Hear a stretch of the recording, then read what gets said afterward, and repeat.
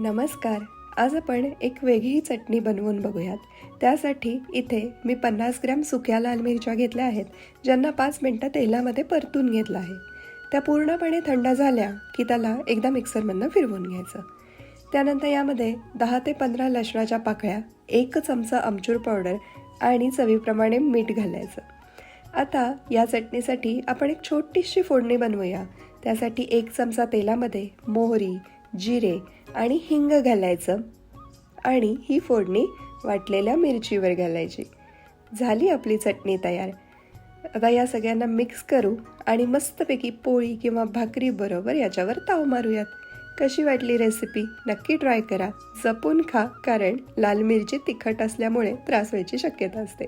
भेटूयात पुढच्या व्हिडिओमध्ये. आणि हो, चॅनलला सबस्क्राईब करायला विसरू नका. बाय.